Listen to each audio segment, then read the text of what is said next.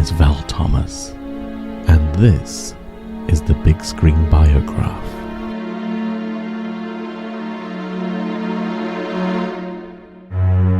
Recounting the stories behind the people, behind the films. This time, Tony Tenzer, Part 3, The Tail End of Tigon.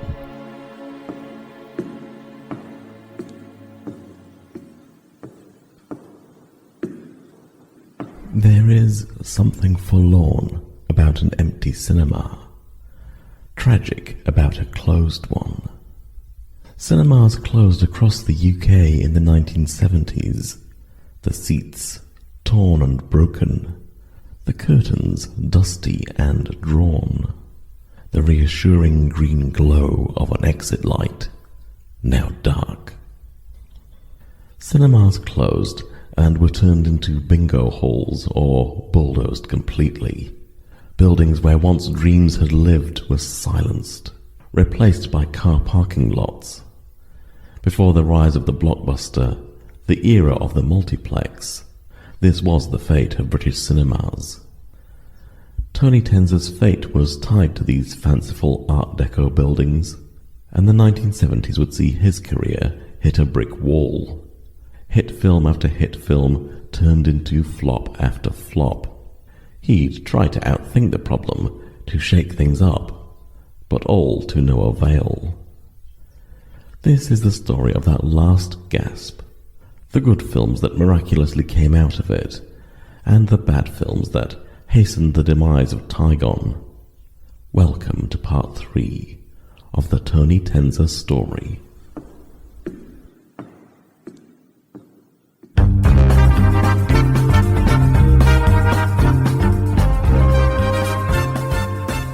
By 1969, Tony Tenzer's company, Tigon British Films, was riding high. Their film, Witchfinder General, directed by Michael Reeves, was that rare thing, a commercially successful exploitation film that had also achieved a measure of critical acclaim.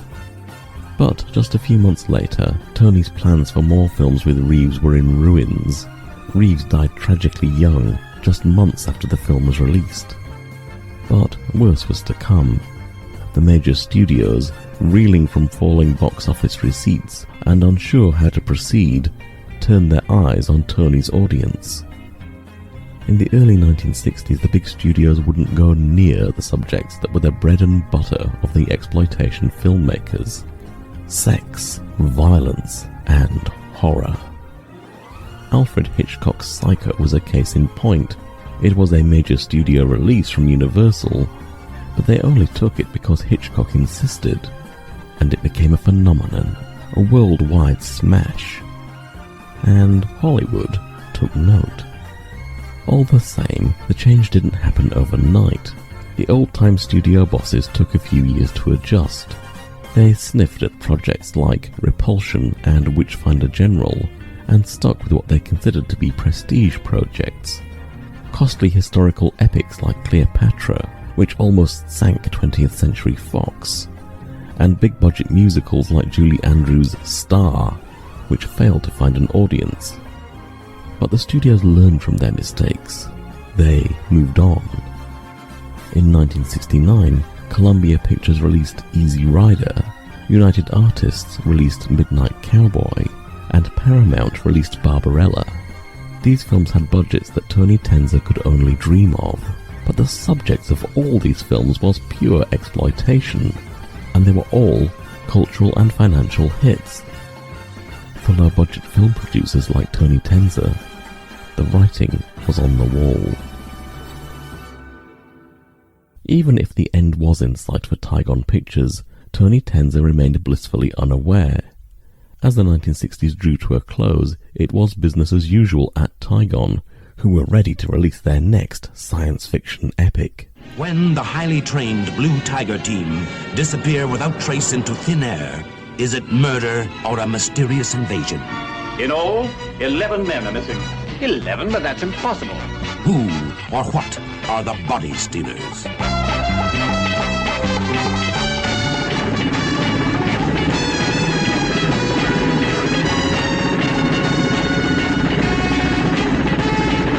$20,000 in it for you. Got that much? If the parachute deal comes off, I'll be able to write my own check. If it doesn't? I'm bust. Deal. It's a deal. The search is on for the body stealers.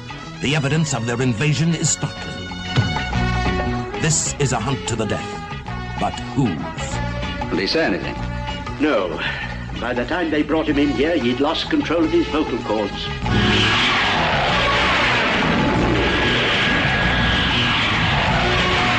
Every one of those names are on a list of personnel who've had intensive training in space conditioning. Who was this strange yet beautiful temptress? What was the secret of her sinister powers? The Body Stealers, a masterpiece of suspicion and suspense. Starring George Saunders, Maurice Evans, Patrick Allen, Hilary Dwyer, and introducing Lorna Wilde, with guest stars Neil Connery and Robert Fleming.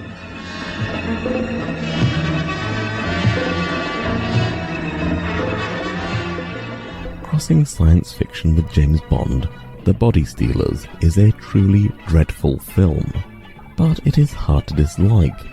It certainly has verve, energy and campy humour to liven up the embarrassingly awful special effects and the silly script. The story, which concerns aliens stealing the British Air Force's top men in mid-parachute jump, has a Ron Burgundy-esque hero with chiselled features, running around in a blue cardigan, charming every woman he encounters, including a fantasy glamour alien. While The Body Stealers is relentlessly silly, modern audiences will, I'm sure, get some laughs from it. Patrick Allen, who plays the hero of the piece, delivers all of his lines with a smirk. Previous Tigon alumni, Hilary Dwyer and Robert Fleming, also have roles, and no one appears to be taking it seriously. Certainly aging Hollywood star George Saunders wasn't. Saunders, who had excelled at playing a cynical cad in films such as Rebecca and All About Eve, felt free to deliver his on-screen performance while reading the script, none too cunningly concealed, in his lap. And his presence here adds more curiosity than class. Another curio in this tale was the presence of Neil Connery, brother of Sean, who had a short-lived career as a leading man in Europe, appearing in low-budget James Bond rip-offs with titles like Operation 007. He may not have been a great actor, but he had a great surname, and it looked good on a poster for short-sighted or confused patrons. And anyway, Tony was a great believer in allowing fresh talent to feature in his films.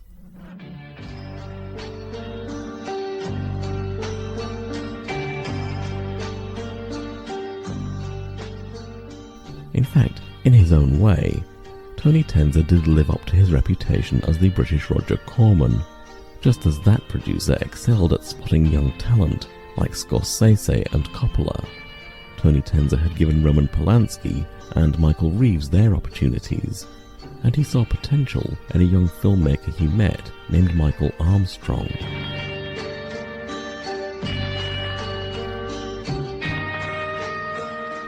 According to Armstrong, Tony couldn't have been more helpful. I had this horror script, and no one wanted to know. Then I went to see Tony, and I told him about the project, and that I wanted to direct it. I left the script with him on Saturday, and by the Monday signed the contract. It was as simple as that. Armstrong's script was called The Dark, and it was the perfect candidate for another Tigon AIP co-production.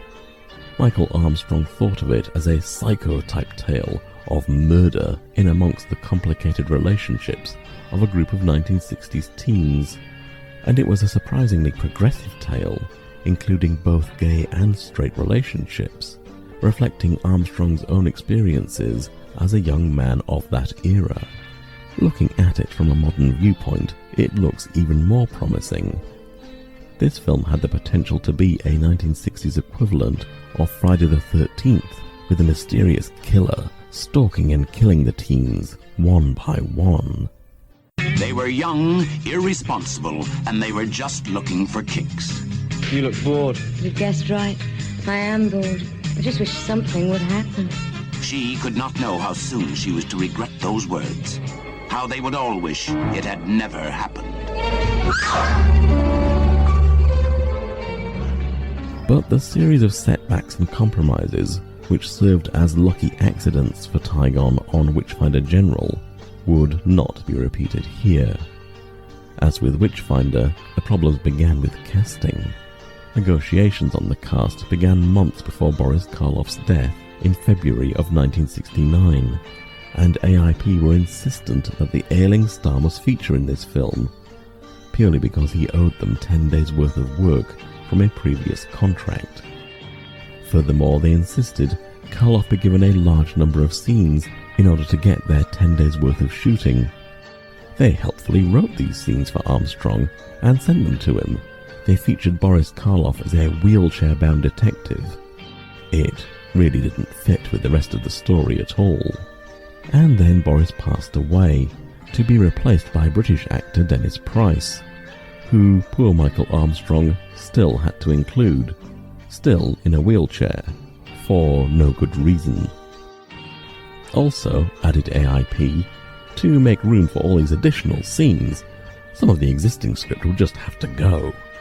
There was really no need for all this stuff about relationships, was there? Armstrong was handed a revised version of his script, with several key scenes ripped out. And by the way, they continued, who even were these kids that Armstrong wanted to cast? Who was this Ian Ogilvy guy? No, he had to go. And, who the hell is David Bowie? I mean, what sort of a name even is that? As it happens, Michael Armstrong had met with the young singer in 1968, and was immediately fascinated by his presence and charisma. He knew that if he got Bowie on camera, it would be really something special. But AIP were not convinced. Seriously, Mike, you're a young guy, you don't understand these things. If you're gonna cast a singer, well, you need someone new, someone fresh, someone that modern, with it, groovy kids can really identify with. How about this Frankie Avalon kid?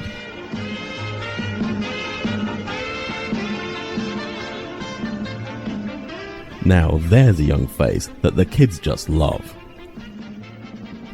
If you don't know Frankie Avalon, he was a particularly bland American teen star from the early 1960s, who starred in the popular drive-in film Beach Blanket Bingo.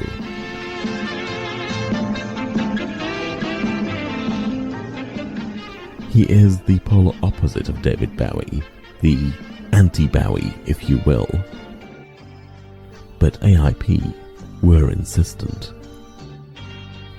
Which is why Michael Armstrong's film features a very out-of-place American with a 1950s haircut in a film about swinging London teens. Armstrong was, of course, deeply upset by all this interference, but in a meeting with Tony Tenzer, he was reassured that he could film 2 versions of the film, one for Tigon, one for AIP. It happens all the time, said Tony. But with only a 4-week shoot to accommodate 2 different versions of the same film, Michael Armstrong certainly faced a challenge on his directorial debut. And when the AIP executives saw a rough cut of their version of the film, with all that ludicrous stuff featuring Frankie Avalon and the redundant subplot about the detective in the wheelchair, they were furious. The house belonged to one family for about 200 years. They were obviously a strange bunch. One night, one of them went mad, hacked all the others to pieces, and then killed himself. And they haunt this house? No, they don't. The killer is supposed to be the ghost. How would you like to be thought of as a suspected psychopath and be treated like one? Because that's what one of us must be. How can any one of you prove that you didn't kill Gary? We're not insane. How do you know? You know, I've always been afraid of the dark. If you were so frightened of the dark, why the hell did you come and play here when you were a kid? This film made no sense, they said. And who even is this Michael Armstrong kid?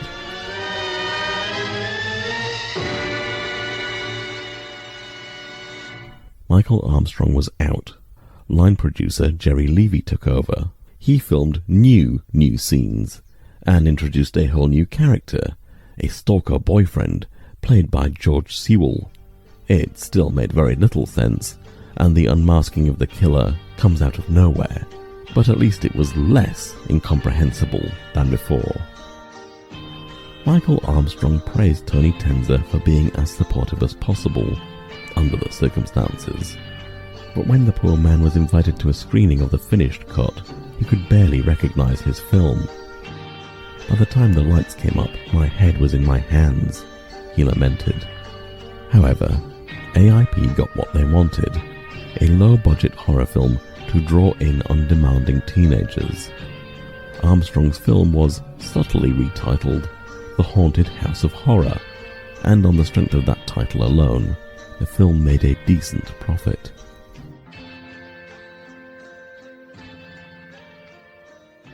But if horror proved disappointing, at least Tigon had another string to their bow. Sex.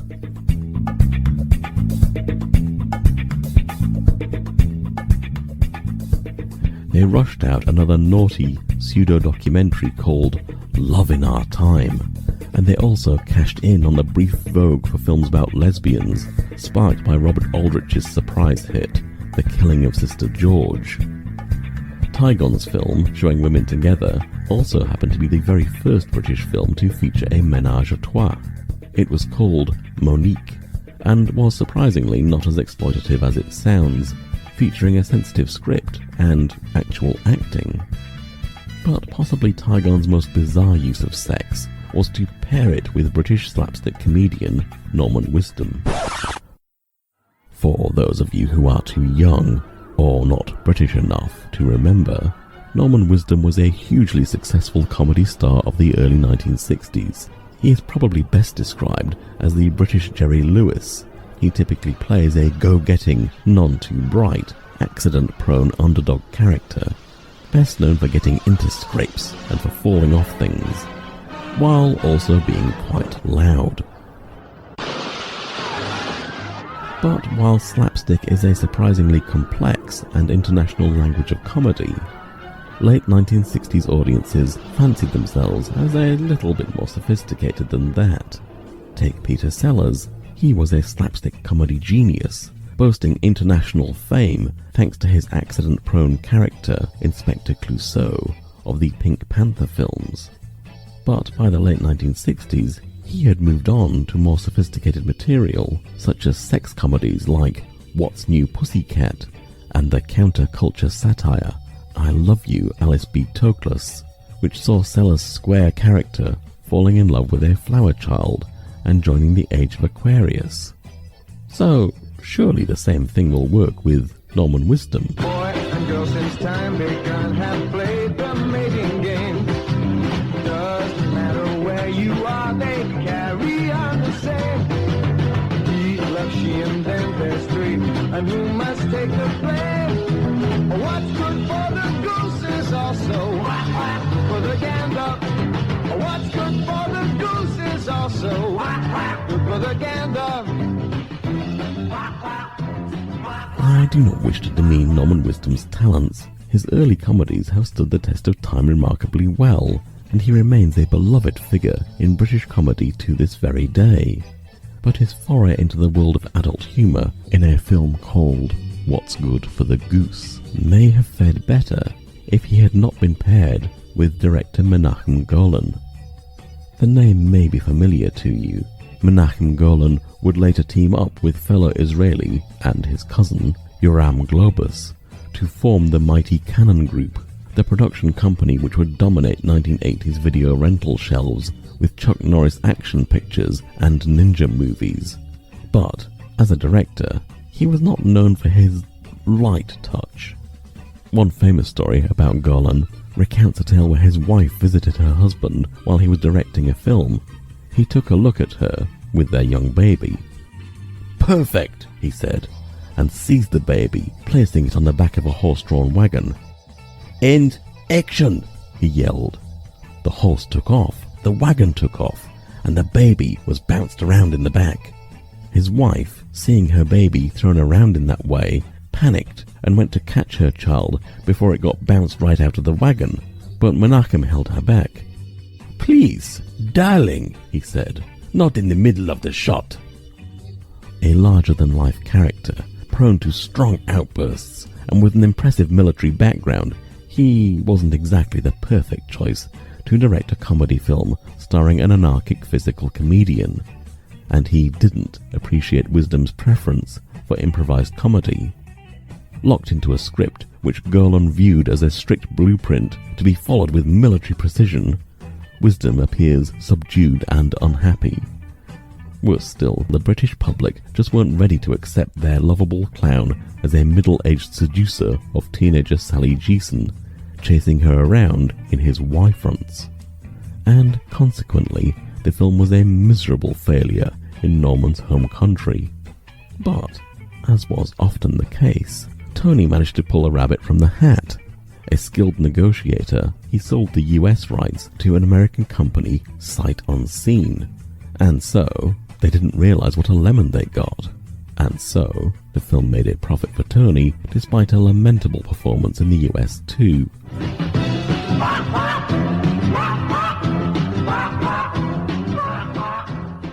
The American distribution rights saved Tony's next disastrous effort too, a particularly cheap-looking Barbarella ripoff, which attempted that same mix of adventure, sex, mild sadomasochism, and science fiction.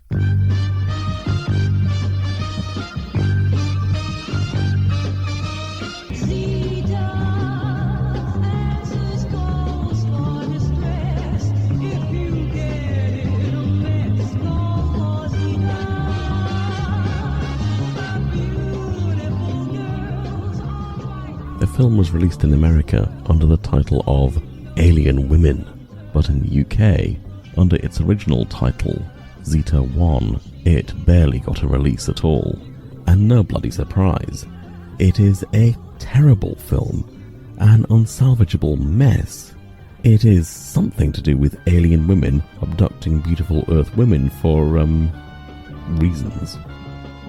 But standing in the way of their plans are James Robertson Justice and Charles Hawtrey, of all people, heading up a secret government department. These two men were established British comedy actors, well out of place in this tawdry tale of British space strippers. I can only assume they were desperate for money. Theoretically, this is a tale of female empowerment, in that the alien women run rings around the dastardly government men, but naturally the women do this mostly naked, and occasionally get captured by the nefarious males for a spot of vaguely embarrassed-looking S&M. It is unsurprising that the women are mostly naked. The budget for this film is so thin, the costume designers' futuristic outfits for the female aliens are scanty at best. The poor female aliens wear uniforms which look suspiciously like macrame plant pot holders for the duration of the film. Meanwhile, the interiors of the alien women's spaceship look like they were shot in a drafty warehouse, and the exteriors appear to have been shot on an overcast golf course. The jokes are bad, the story disconnected, and the whole enterprise embarrassingly amateurish. Not only that, but the completed film was only 60 minutes long. Tony brought in his old reliable director, Vernon Sewell, to direct some additional bookend scenes, starring Jutta Stensgaard from Hammer's Lust for a Vampire, to add 20 minutes to the running time. And if these scenes of Jutta playing strip poker in what appears to be a crappy little flat look cheap, it's, well, because they were. Zeta 1 is an embarrassment of a film and a colossal waste of the talent involved. James Robertson Justice followed in the George Sanders tradition and refused to learn any of his lines. Instead, he had them written onto his trousers. Charles Hawtrey struggles to lend his comedy talents to desperately unfunny lines, and Hammer's Valerie Leon is similarly wasted. Tony shelved the film in the UK and counted his blessings that the Americans wanted it at all. But Tony wouldn't be able to rely on American money saving his productions for much longer. The major studios were taking a battering in the early 1960s. Out of touch with their audiences, the Hollywood studios were stepping back from involvement in the British film industry. Overnight, it seemed, the dollars disappeared, the finance evaporated, and British film studios were left scrambling for financing. Looking back on the British films of that era, it is readily apparent. For example, looking at Hammer's early 1970s output compared to the heyday of its 1960s collaborations with Warner Brothers, there is a steep decline in production quality. Redundancies were felt throughout the industry, cinemas closed, and those which stayed open fell into disrepair. It was a vicious circle. British audiences stayed away from cinemas with broken seats, threadbare curtains and worn carpet, and with no audience to sustain it, film production in Britain plummeted. To an extent, this played to the production strategy of Tony's early Compton days.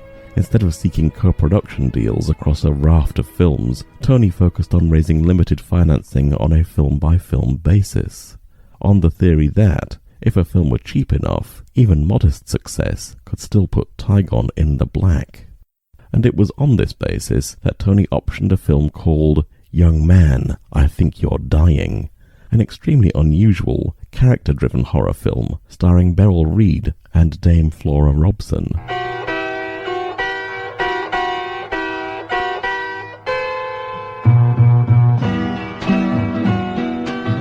Even here, Tony managed to turn the decline of British cinema to his advantage. Dame Flora was apparently persuaded to take the role on the advice of none other than Sir Laurence Olivier. The esteemed actor advised Dame Flora that any role in the current climate was better than none. The two actresses were probably helped by the fact that Young Man, I Think You're Dying is more of a family drama of hidden secrets than a traditional horror film. The film feels more like a BBC play about repressed memories, punctuated by moments of violence, in which the leading ladies play no part. As a result, the film, retitled The Beast in the Cellar, is a frustrating watch for the horror viewer looking for quick, gory fun. And Tony Tenzer spotted right away that the film he'd got was not the film he'd commissioned. "If you want to make a woman's film, you make a weepy, not a western," was how he rather unpolitically put it. But that doesn't mean it's a bad film exactly. The two lead actresses are great together, and if it moves along more slowly than expected, it is at least a well-acted film with a strong anti-war message. At Tony's insistence, additional scenes of horror were shot and inserted into the film. As a result, these do feel rather out of place in this odd little drama, but at least it made for a good poster, and therefore reasonable box office, despite lukewarm reviews. However, perhaps because that film didn't go in the direction that Tony wanted, he decided to split the risk with his next venture. He had been impressed by the compendium films of Amicus and wanted to try something similar, an anthology horror film which was essentially a series of short films patched together. After all, he reasoned, if he ended up with one dud story, like The Beast in the Cellar, at least something better would be along in 20 minutes. He commissioned a writer named Robert Wynne Simmons to write an anthology tale for Tigon. Wynne Simmons initially disliked the idea, but he had enjoyed Tigon's Witchfinder General a great deal. He'd liked the look of that film, how it had made the past vivid in its unflinching depiction of rural life, with its lived-in shacks and worn-down peasants.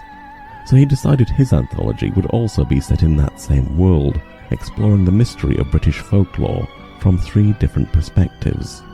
When Simmons began working on 3 connected stories about the insidious effect of an ancient pagan artifact, telling the story of innocent young lovers whose lives are destroyed by it, then of a naive clergyman battling against it, and finally of a rural magistrate who comes face to face with it. His working title for the project was The Devil's Flesh, and it started to take shape over the course of the next few months.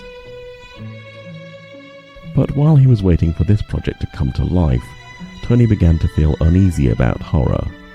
Not only were the big studios getting in on the act, but a new wave of horror had begun to land on British shores.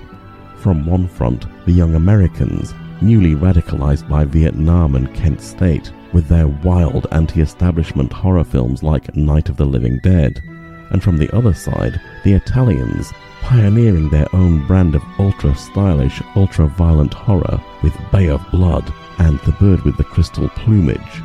Tony decided, once again, to shift ground. He commissioned a children's film of all things, with Black Beauty, and producer Patrick Curtis returned with another interesting proposal for Tony. Patrick Curtis, you may remember, was the man who had introduced Tony Tenzer to Michael Reeves, and the three men had made The Sorceress together. Patrick's then-girlfriend was Raquel Welch, who had thrown herself into the production, helping out wherever she could, despite her nascent star status. By the early 1970s, Curtis and Welch were now married, and Patrick was keen to find a star vehicle for his wife, who was, at that time, still more famous for sporting a fur bra in 1 million years BC than for any serious acting. Welch wanted to establish herself as a serious actress, and so Patrick had two scripts for Tony to consider. The first was The Devil's Discord, a haunted house film that Michael Reeves had been keen to make at one time, but Tony's interest in horror had waned from those heady days. But the second project, that had Tony's interest.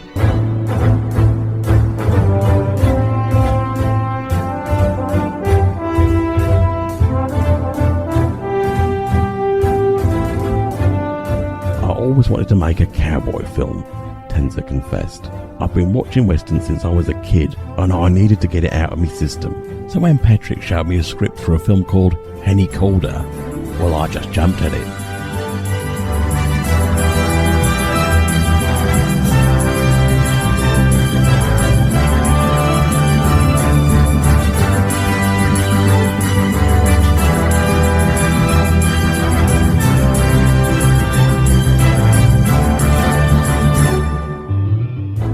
It was a rare moment of film fan enthusiasm from Tony Tenzer, the man who always looked at the marketing angles and the dollars and cents first.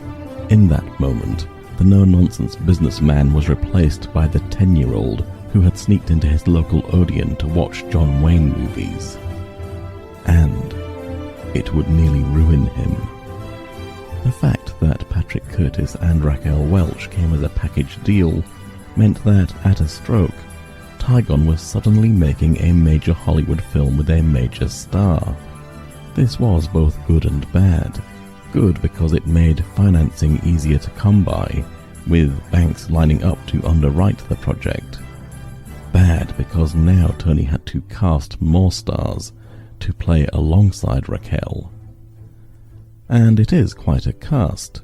Ernest Borgnine and Strother Martin were brought on to play the villains of the piece, who shoot down Hanny's husband in cold blood before raping her and burning down her homestead. Robert Culp is the cynical gunslinger who teaches Hanny how to handle a gun in order to help her on her quest for revenge. And finally, Christopher Lee gets an unlikely role as a British gunsmith. Yes, that Christopher Lee. Tony Tenzer had promised the actor a non-horror role in one of his films, and Lee seems to be enjoying himself here, free of fangs at last in a good guy role.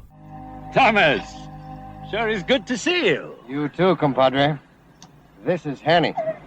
Calder. Welcome to Mexico, Miss Calder. Mrs. Welcome to Mexico, Mrs. Calder.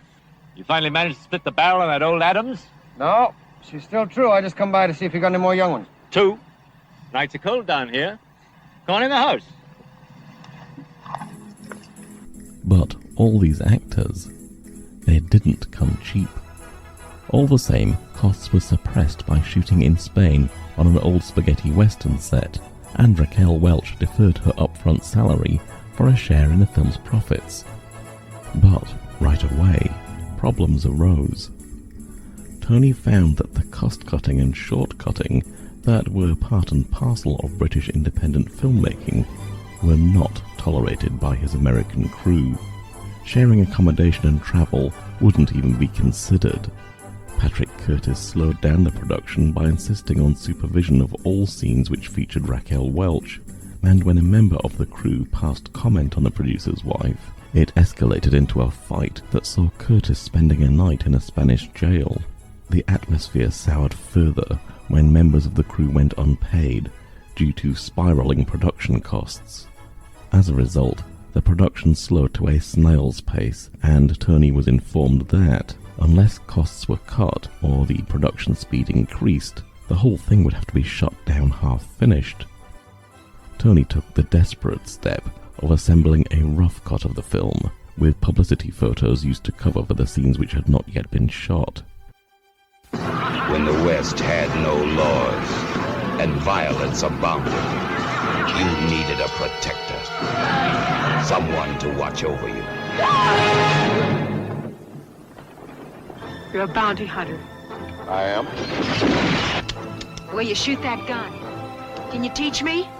You're gonna do this morning and night until you can do it 30 times. Then I'll be ready.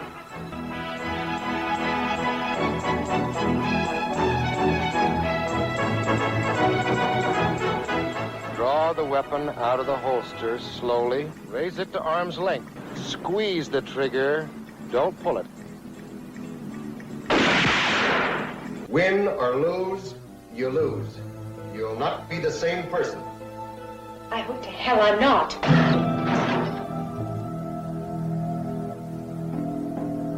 Can I put my pants on? You're not gonna need them for long. You were right about me. I'm a rotten liar. Rotten with a gun, too. Now who's lying? Raquel Welch is Annie Calder. Annie Calder, a name you won't forget.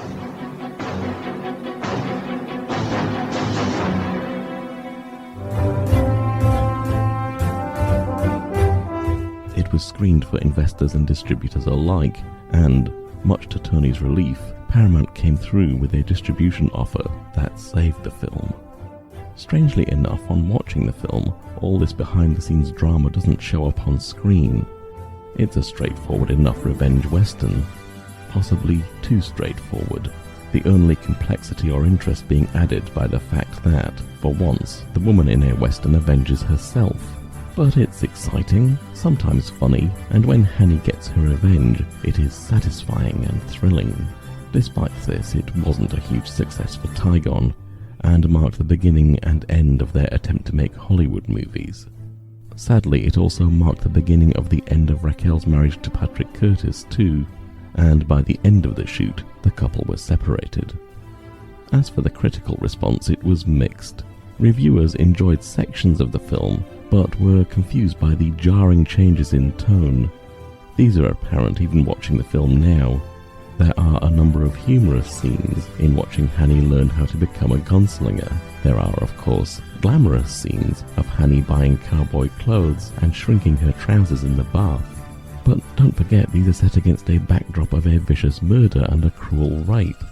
The rape scene in particular is unpleasant and unnecessary, and while the audience sees nothing, it leaves a sour taste in the mouth. So when Ernest Borgnine and his fellow rapists are later revealed as comically incompetent, it's not very funny.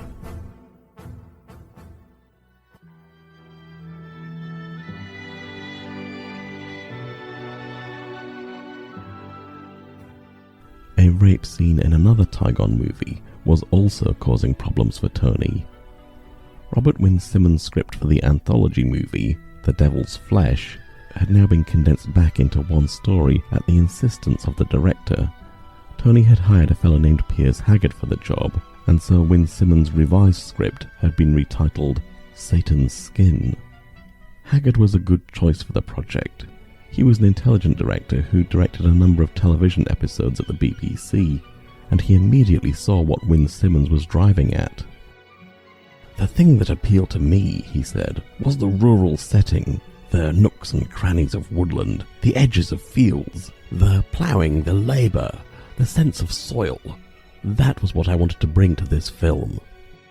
Piers Haggard was fascinated by the idea of an ancient pagan evil emerging from the very soil itself. almost as if ancient fertility gods, Dionysian agents of chaos, were infecting the minds of the villagers.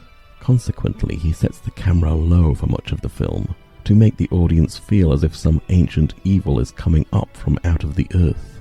Haggard was also very clear he didn't want to make a film grounded in Christian tradition.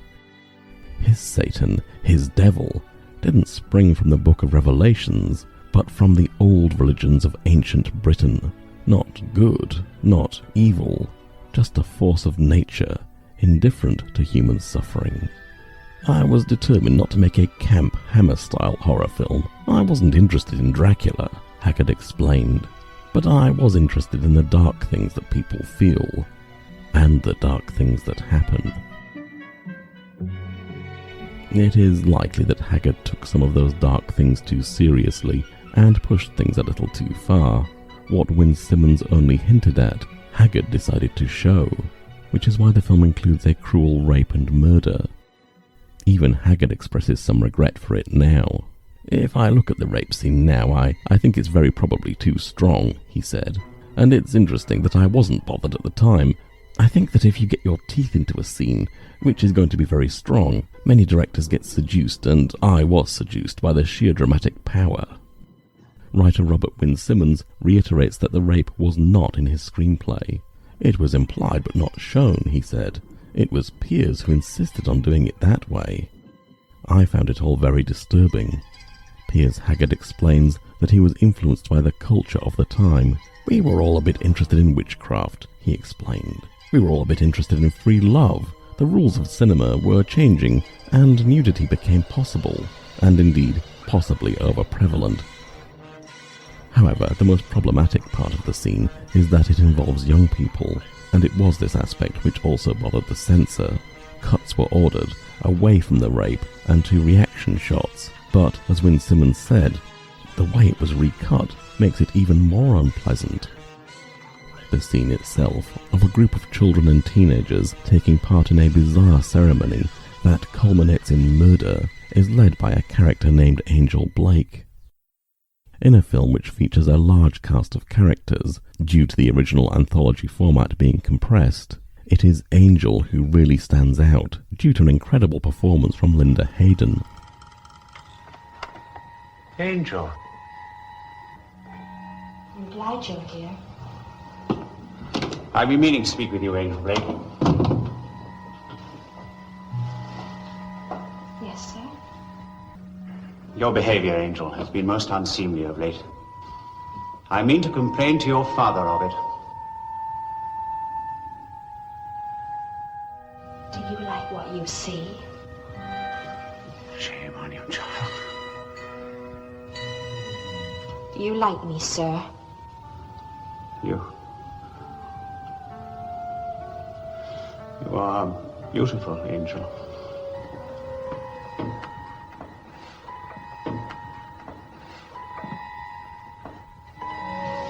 Come play our games with us. No. Cover yourself up. I want you with us, sir. Lord have mercy on you. Come with me. Get away! Damn you, you old pig! Would you like to know what becomes of your precious pupils?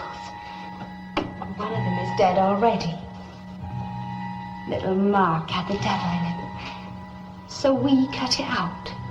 She was only 17 when she was cast in this part, but had already starred in a drama called Baby Love for Tony Tenza's old partner, Michael Klinger. It was another unsavory Lolita-type tale. This sort of thing was very much in vogue at the time, although, taken from a modern perspective, it makes for deeply uncomfortable viewing. Nevertheless, Linda's talent shone through, and she was subsequently cast in Taste the Blood of Dracula for Hammer as the daughter of one of the hypocritical Victorian gentlemen. And again, she really stands out from the rest of the non-vampire cast. Christopher Lee was very much part of that setup. I was actually quite mesmerised by him when I first met him, because on the screen, with all the makeup and the thing and everything, and actually on the set he was quite a chilling piece. I remember when we had to do this scene, Isla and I, he was very charismatic. Alice. Who are you? How do you know my name? But when you meet him and they're going up for lunch afterwards, they're saying the woolly hat and singing his operatic arias, totally different. Then came Blood and Satan's Claw, yes, where I played Angel Blake. It was a very interesting character and hadn't been anything like the character I played in the Taste of Blood of Dracula. And she was sort of a quite willful. Piers Haggard thought she would be perfect for Angel, juxtaposing her youthful and, well, angelic appearance with a soul possessed by something rotten and ancient. In some ways, you could see Linda Hayden as the English Linda Blair. And we went to this quarry, and I was running around in this long sheet, it was. I mean, this was my demonic phase of Angel Blake, when I had all the paint on my face, which was meant to be all the dye from the plants, and everything this long, and this halo of thorns in my head and all the rest of it. I looked dreadful, and I fell down the quarry. I had to do this particular scene, and I cut myself. And of course it was all white and everything, and I got blood everywhere. And they were worried that I hadn't had a tetanus injection, so they whisked me off to the local hospital. And all I can remember seeing these old people in this hospital, and they thought they'd actually already gone and were up there, because this sort of white, they thought this is an angel. I don't think so. They thought they were in hell, I think. I was offered that one by Piers Haggard, the director, and Tony Tenser, who had been Michael Klinger's partner all those years before. I think Tony Tenser felt it was a bit of a coup. Patrick Wymark is the other standout in a very strong cast. He plays the magistrate, determined to defeat Satan, but there is a touch of the Witchfinder General about him. It seems like Wyn Simmons and Piers Haggard were having fun with the idea of a cruel Witchfinder, finding himself at odds with actual evil. This will be sufficient. Yes. I mean to run this devil of yours to earth, if he exists.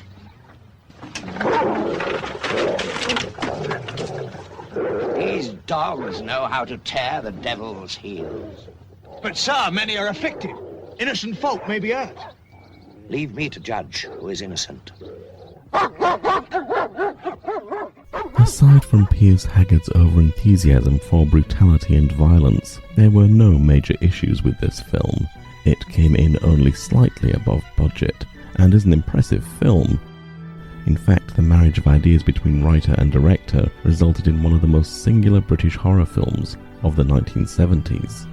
It feels like a genuine attempt to do something very different, which kicks the stone away from Britain's pagan past to unearth something hideous under the veneer of Christianity. Like The Wicker Man, which would be released 2 years later, this is a film that attempts to explore the influence of the ancient Britons on modern Britons, even after numerous invasions and the adoption of Christianity. You might like to think that English history starts in 1066, says this film, but in actuality, the English identity goes back much further, and is much, much darker than you know. The critical reaction to the film Satan's Skin was also largely positive, but early screenings indicated that audiences were completely apathetic to it.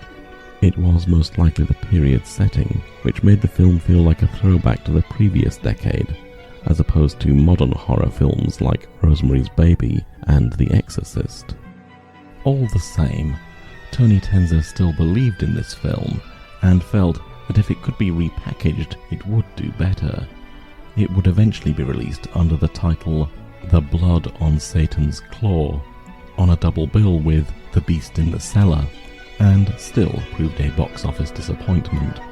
The only solace Tony could take from this is that, in the 50 years following its release, the film would gain a huge reputation and a passionate following as a British folk horror film. It seems that Tony's instincts for the film were correct, the problem being that the film was way ahead of its time, and now has a reputation that continues to grow. But that was of little benefit to Tigon at the time. Additionally galling was that, at the same time, Hammer made one of their most popular films ever, and their biggest hit at the British box office in 1971. But it is not what you think.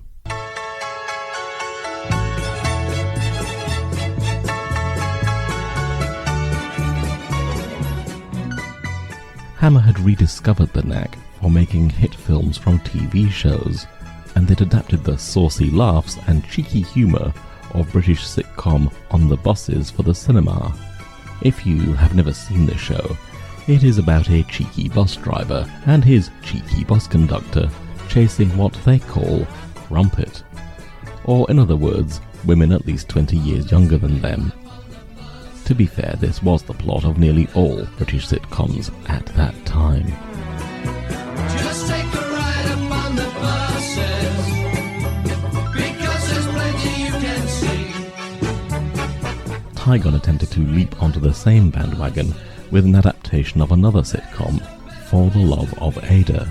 But as this was about old-age pensioners in love, it didn't have quite the same saucy appeal as On the Bosses, and it provided Tigon with yet another flop. Tigon tried again with a film called The Magnificent Seven Deadly Sins, a comic anthology film which attempted to channel the appeal of a host of British comedy stars. The Magnificent Seven Deadly Sins, with a whole hilarious gang of your favourite comedians. Roy Hutt, Joan Sims, Bernard Breslaw, Bruce Forsyth, Harry Seacombe, Geoffrey Belden, June Whitfield, Leslie Phillips, Harry H. Corbett. I distinctly heard you call me darling. Ian Carmichael and Alfie Bass, Spike Milligan, Ronald Fraser, Stephen Lewis. That's vandalism, that is. Have the law on you for that, and the police after you. Make a point and see it to get the full impact of the Magnificent Seven Deadly Sins. But yet again, audiences stayed away. British TV viewers liked these actors for the characters they played on TV. They weren't interested in seeing them being someone else in a short movie segment. Of more interest was Tigon's attempt to make a film from another TV series.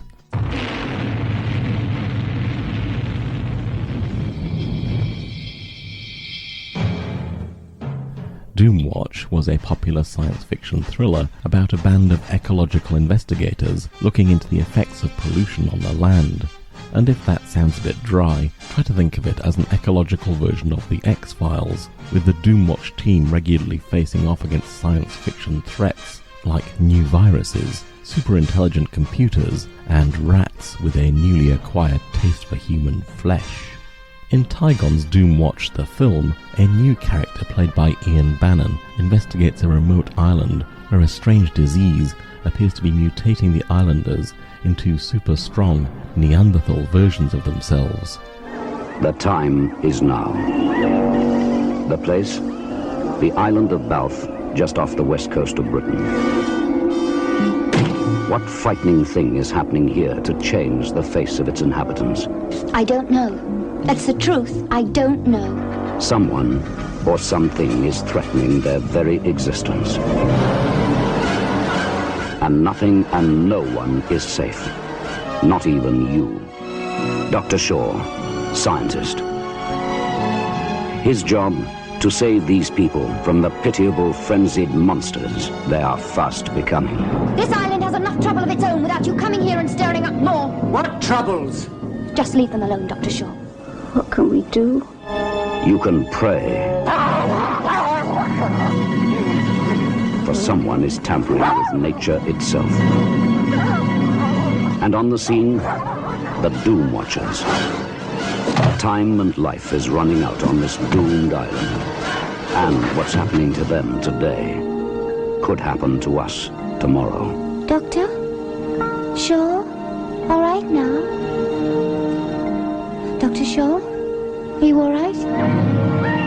It seems a strange choice to make, to sideline the regular characters of the TV series to supporting roles. But on the other hand, Ian Bannon does make for a great hero, aided on the island by Sally Geeson as he delves into the mystery. And perhaps feeling a need for greater control, or perhaps just wanting to get away from the business end of films and back into the fun of film production, Tony Tenzer decided to line produce this one himself. And actually the film looks great. The eerie island setting, nicely evoked by veteran Hammer director Peter Sasdy, is complemented by good performances from Bannon and Geeson. The biggest problem with this film is that the popularity of the TV series was on the wane when it was released. The TV show would actually end that same year. It was yet another Tigon film which received disappointing reviews and bad box office receipts.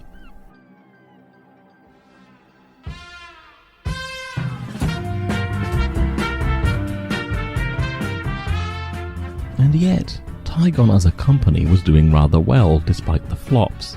They were still managing to make money from foreign imports, their old bread and butter. In the early 1970s, they released films with names like Au Pair Girls and Kama Sutra. And with names like those, I'm sure you don't need me to explain the plots. In 1971, the company announced profits of nearly £500,000.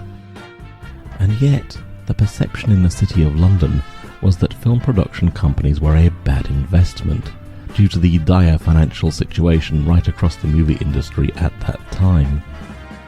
It was time for a quick bit of rebranding. And so, Tigon was no more. The half-lion, half-tiger that represented Tony was retired, and Tigon British Films became the innocuous-sounding LMG. And given the poor reception to Tigon-made productions, as opposed to the decent profits from films made elsewhere that Tigon distributed, there were questions raised about whether LMG should focus purely on distribution and ditch movie making for good. But production at LMG didn't stop all at once. A number of erstwhile Tigon projects were already underway. These included a couple of high-profile, highbrow projects intended to improve Tigon's reputation for low-rent seediness. These included a filmed version of the stage play Miss Julie, starring Helen Mirren, and a historical romance named Neither Sea Nor Sand, written by British TV newsreader Gordon Honeycomb. Of course, neither of these two projects were nearly commercial enough to save LMG from their downward spiral. As it turns out, Miss Julie wasn't the only stage adaptation that LMG were working on. They also attempted a somewhat less cultured adaptation of a West End farce named Not Now, Darling. Anytime I roll, I'll be happy to fall. But not now, darling. Not now, darling, darling, not now. Though I know your heart so hard to resist. The film starred British comedy familiars Joan Sims, Leslie Phillips, Barbara Windsor, and a host of other familiar faces. And Tony had hopes that the Not Now films could be the next Carry On. And in fact, a sequel, Not Now Comrade, was eventually released. The British comedy contingent was enhanced still further by bringing on David Croft of Dad's Army fame to direct. Bringing in a director of TV shows made sense. The truly pioneering thing about Not Now, Darling is that it was shot in what was called multivision, a new technology bought and owned by LMG. It utilised not one, but 4 cameras, all running at once, just as in studio TV productions. This basically meant the director could make the movie in much the same way as a traditional TV sitcom, cutting between the 4 cameras afterward to create a sense of pace and excitement. The unique thing about multivision was that, after the film had been assembled, it could be transferred onto celluloid and released as a proper cinema film. LMG first used this technology on Miss Julie, and they were excited that this would reduce film production time and therefore cost. But it was a new technique, and there was a certain amount of chaos involved as people tried to figure out how it worked. "It was a shambles," said Barbara Windsor. This comes across in the film itself, which is a strangely flat, lifeless production, with actors who seem constrained and awkward, performing as if they are in a theatre with no audience. Therefore, the frenetic build-up and release of comic tension required by a farce just isn't there, and the increasingly ridiculous behaviour of the characters is just annoying. Not only that, but the humour has aged badly, and watching this film feels like you're watching an X-rated version of Are You Being Served? Despite this, LMG now felt their future lay with Multivista, and purchased the rights to yet another British sitcom, Father Dear Father, with a view to filming a feature version of the show. Beyond that, they had no plans to make any other sort of film. and Tony Tenzer, the founder of Tigon British Films, felt that his time at the company was coming to an end. He had just one last film with LMG, but one that had begun life when Tigon was still Tigon. It seems a fitting end to Tony's time with the company, and in some ways it serves as something of an elegy to 1960s British horror in general. It was called The Creeping Flesh. Note the difference between these two skulls. Neanderthal man, primitive, ape-like. Now compare that with this new specimen. This is the link that scientists have been searching for. A scientific experiment turns into a nightmare as a creature from hell, buried since the dawn of time, is restored to life. Do you believe in evil, Doctor? I do not mean evil as it is commonly understood. I mean the existence of evil as a living organism. An epidemic slowly spreading until it affects the whole world.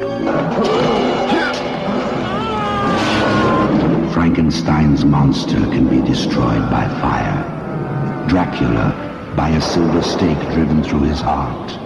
But nothing will avail against the absolute evil of the creeping flesh.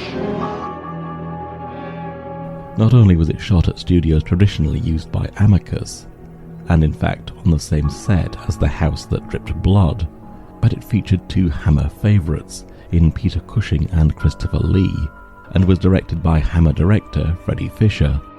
The film even features a short appearance by Hammer's favourite character actor, Michael Ripper. This package of talent had been put together by producer Michael Redbourne, so Tony had relatively little to do in terms of working on the script or bringing actors on board. Really, all he had to do was sign the checks and let the team get to it.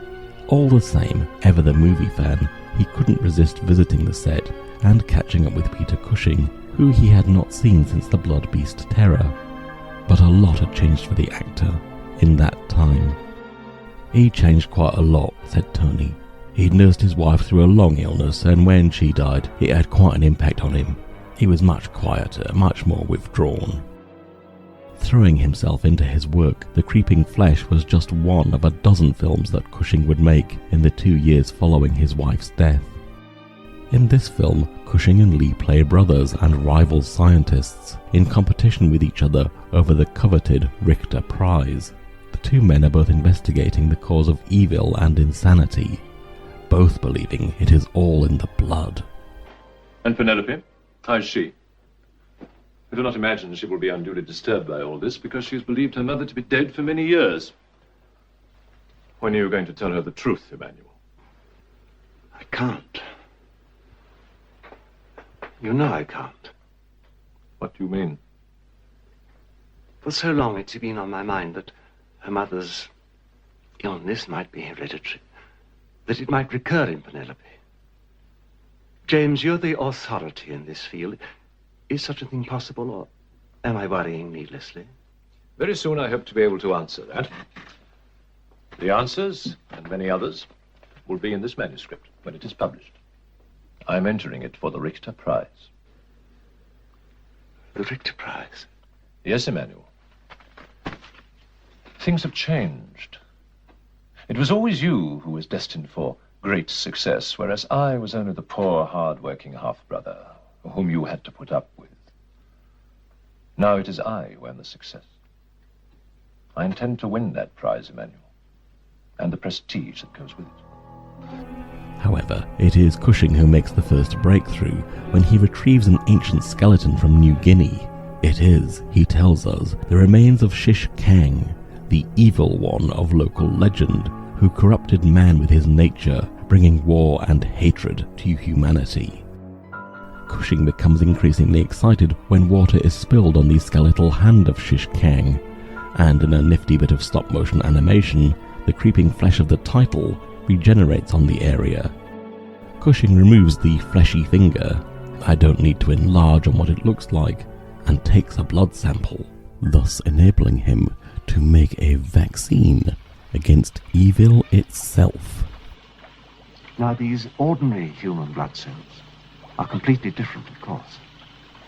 Now, let's see what happens when you mix the two. A little bit of mine and a little bit of his.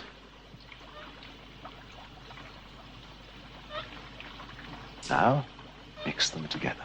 Thank you. Since evil is a disease, it could therefore be possible to immunize man by some form of inoculation. Good, yes, that'll do.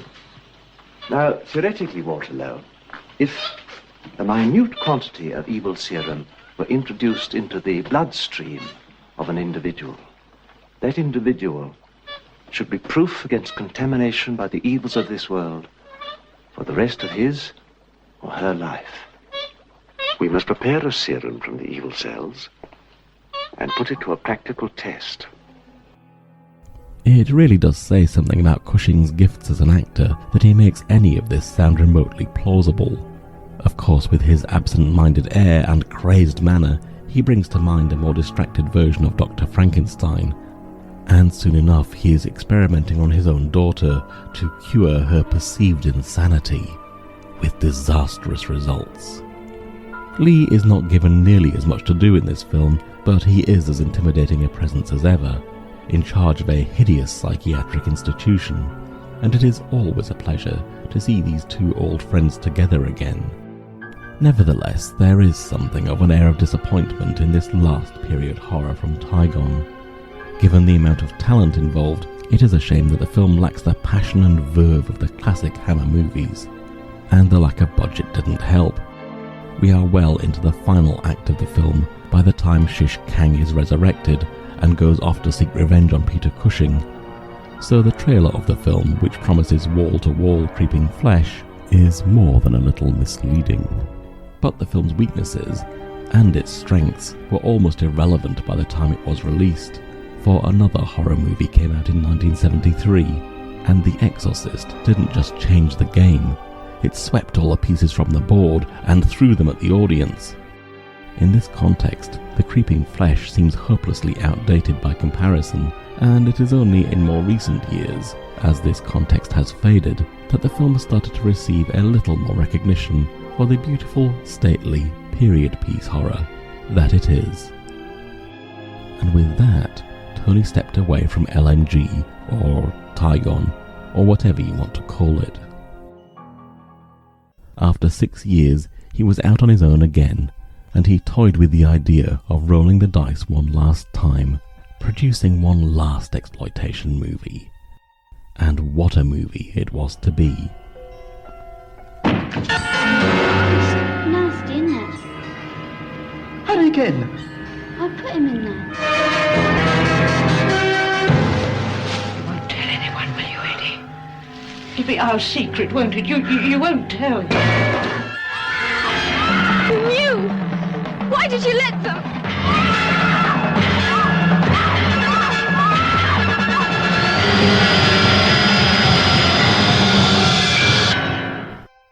Pete Walker was a director after Tony's heart, a man who churned out movies with a watchful eye on what would grab the attention of a jaded public, a man who openly admitted to finding sex scenes boring, but was happy to include them if it meant increased box office receipts. Pete Walker had cut his teeth making adverts in the 1960s before getting bored with it, buying his own equipment and making softcore porn and violent action movies. His early films are not great, something which he himself would readily admit, but they were cheap, and they had great posters. But by the time he met with Tony Tenzer, Pete Walker's films were becoming a lot more interesting. This is due in large part to his discovery of a cheeky young writer named David McGillivray, who shared Walker's somewhat interesting sense of humour. They had just completed a film certain to upset the moral majority. It was called House of Whipcord, in which those same moral guardians kidnap young women, abusing and murdering them if they fail to meet their demanding standards. They were looking for their next subject with which to deprave and corrupt the British public, when Walker had a brainwave. "I've got it," he said on a late-night call to McGillivray. "Cannibalism." McGillivray met up with Pete Walker that next day to flesh out the story, if you will pardon the expression. McGillivray added an amusing diary entry later that day. Pete's story concerns an apparently innocent and charming girl who is in fact killing men for her mother to eat. It's outrageous enough to be a winner. It is at this point that Tony Tenzer steps back into our story. Out on his own, he decided he would form a new company that would put together a film package, script, director, stars, and leave the distribution part to someone else. And the first script he looked at was McGillivray's first attempt at the movie, at that time called Covered in Blood. Well, you can't accuse McGillivray and Walker of subtlety. They suggested another title to Tenzer, Nightmare Farm, which he rejected, before eventually settling on Frightmare. In the film, the actress Sheila Keith plays the cannibal mother who lures unsuspecting victims to their death by giving them tarot card readings in her cozy little cottage, serving them a cup of tea before butchering them with red-hot pokers, knives and drills. Did you cut them, dear? Yes. Then we shall see what we shall see. You didn't come by car, did you? Why? No, I don't think you did. Now this signifies you, dear. The Queen of Pentacles. Cunning, passionate, self-reliant. This covers you, this crosses you, this beneath you, this behind you, this crowns you, and this is before you. I think you've had a sudden loss, haven't you? Not a death, a sudden departure. I think it's your husband. Yes. You did say your name was Delia, didn't you? You don't like being left on your own, do you, Delia? You're frightened you're going to be left by yourself. But don't worry about that, will you, dear? My husband? What else do you know about him? Nothing. But I know everything about you. Then perhaps you'd like to tell me. Perhaps you'd like to tell me. Perhaps I wouldn't. Delia. Look, I've paid you a considerable amount of money. There is your considerable amount of money. There is your future. You're quite mad. You've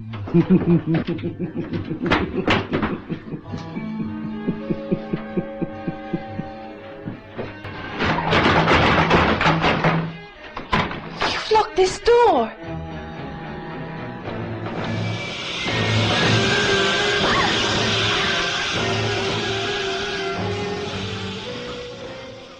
The reason Frightmare is such a wonderful film is mainly due to Sheila's performance, filled as it is with humour, pathos, and menace. Sheila Keith appeared in most of Pete Walker's films, and she was a quite wonderful actress, who the Times described as a British horror icon. And if you seek out Pete Walker's films for no other reason, seek them out for Sheila. This time Tony did not interfere with filming at all. He knew that Pete Walker was by now a consummate professional at this sort of thing, and apart from offering his experience on what Walker was and was not likely to get past the censor, he left the diabolical duo of Walker and McGillivray to create their vicious masterpiece. And it all went so smoothly. Pete Walker finished his shooting bang on schedule after just 25 days of shooting, and the film was ready for release just 6 months after Walker and Tenzer's first meeting. It all seemed to be going so well, but then the film was released, right in the middle of an IRA bombing campaign.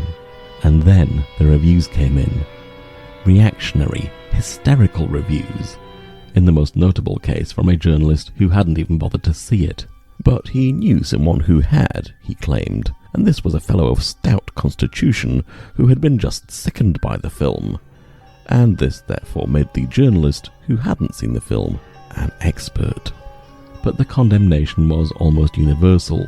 A thoroughly nasty film. Nauseating rubbish. A particularly repellent and tried to be both ridiculous and nasty, brutal and very moral obscenity, and I could not stomach this disgusting, repulsive, nauseating rubbish.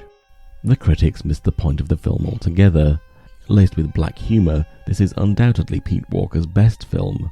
The gore, which the critics railed against, is actually quite mild, given that this film was released in the wake of Night of the Living Dead and Deep Red.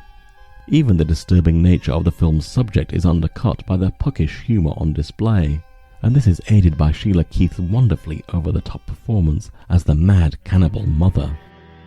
She was Walker's personification of the British moral majority, hypocritical, immoral, and dangerous. And perhaps that's why the pernicious British press turned against this film so violently. They knew mockery when they saw it. Of course, none of this bothered Walker and McGillivray very much. They were used to it. Despite lower box office for this film than for their previous movie, House of Whipcord, they were content to have made a splash big enough to finance their next film. But for Tony Tenzer, this last box office disappointment was also the last straw. "I thought we could make it work," he said. But Frightmare finished that off. 1976 and 77 saw the release of two of the biggest exploitation films of all time, Jaws and Star Wars. Both the types of film that Hollywood wouldn't have gone near in decades past. But now they were out exploiting the independents, and the home video market was doing what Tony Tenzer used to do, repackaging foreign films and extreme films. Only home video could do it faster, cheaper, and on a scale that Tony could only have dreamed of the decade before.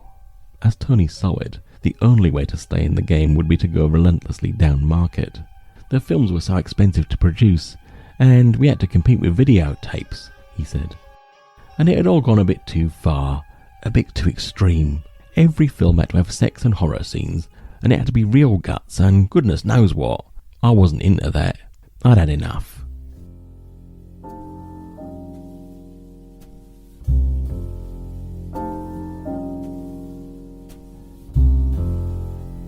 Tony Tenzer stepped away from film production.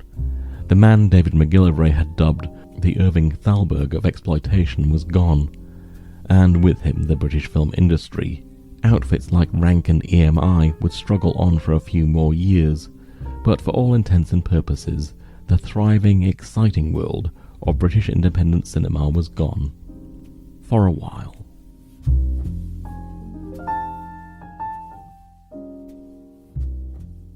However, there was a funny little postscript to Tony's career. It came with a film called Eskimo Nell, a sex comedy released in 1974. It tells the story of independent film producer Benny U. Murdoch, played by Roy Kinnear. Benny runs Bum Productions, and he wants to make a film called Eskimo Nell. Do you think you'll be able to direct that, young Dennis? Yes. I see snow. Rather in the style of Dr. Zhivago, possibly. Yeah, I did the follow-up to that, Randy Revolution. So, what do you reckon to it, young Harris? Think you're going to be able to write it? Well, it's just that I'm not very well up on Eskimos. Nah, you don't have to worry about that. I'll tell you see, Eskimo Nell was a famous dirty poem. It's all about this bird and these two fellas, Dead-Eyed Dick and Mexican Pete. Well, whatever they do, they can't satisfy her, see? They try everything, they get up to everything. Well, I mean, there's one point where he gets his rifle and... Where is it? Let's see. Here we are. But Mexican Pete, he jumped to his feet to avenge his pole's affront. His long-nosed colt with a jarring jolt, he drove right up a... Benny U. Murdoch speaking. All the time on a sunny summer's day, out of film school, a young man made his way. A budding film director, Dennis was his name, set to make his fortune and his fame. And he nearly made it, but listen while I tell about the trials and tribulations of the makings of Eskimo Nell. In the film, Benny has trouble raising the financing and has to go to 3 different partners for funding, each of whom want a completely different film. Now, I've got a guy who's interested in putting up a third of the money. Now, the only point is he won't actually put the money in the bank until I get the other 2/3 and the script written. So that's where you come in, young Harris. Don't worry about the business side of things. Leave all that up to me. As far as you getting paid is concerned, I'll tell you what I'll do with you. You'll have to trust me on this. £100 after profits. Now, I can't say fairer than that, can I? Not considering I'm giving you a chance to make your first film. Right, that's settled. Now then. The poor writer and director end up making 3 completely different versions of the same film. And if this story is sounding familiar to you, there is a reason.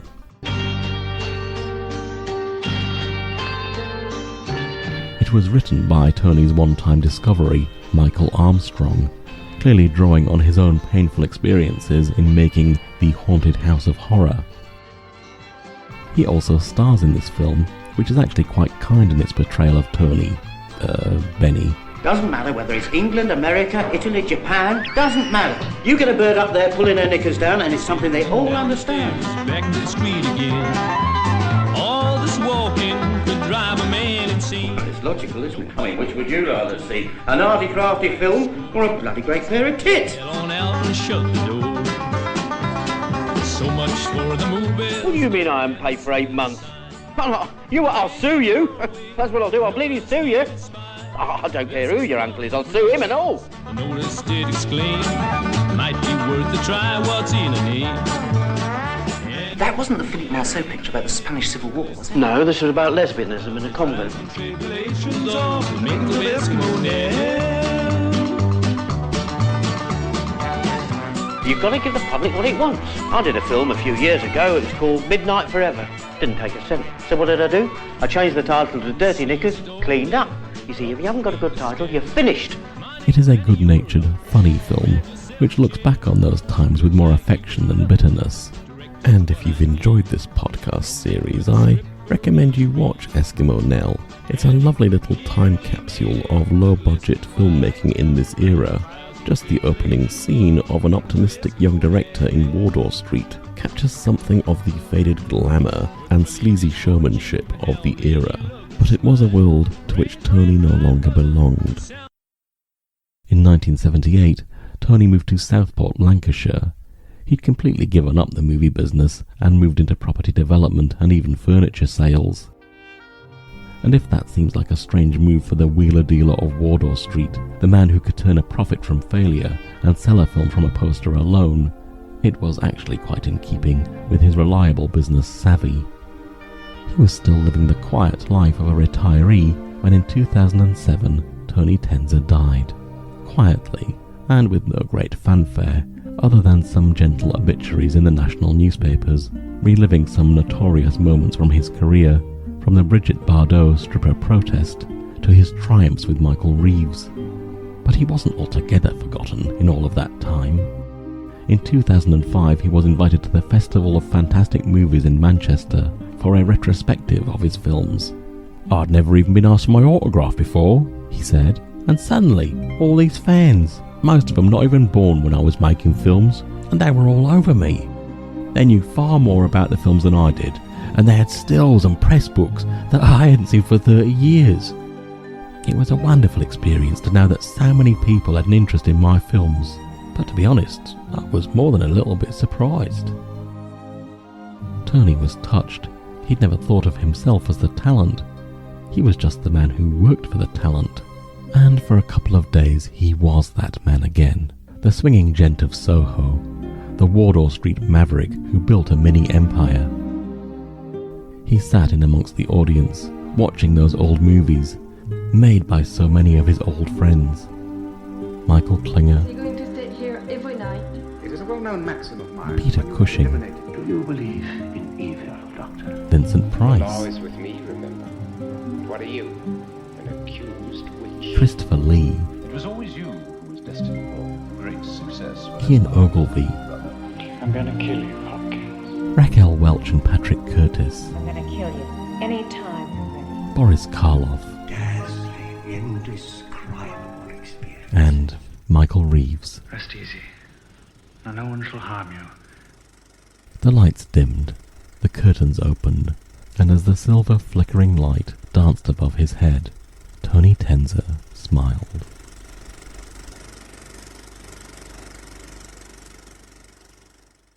Thank you for joining us for the concluding part of the Tony Tenzer story.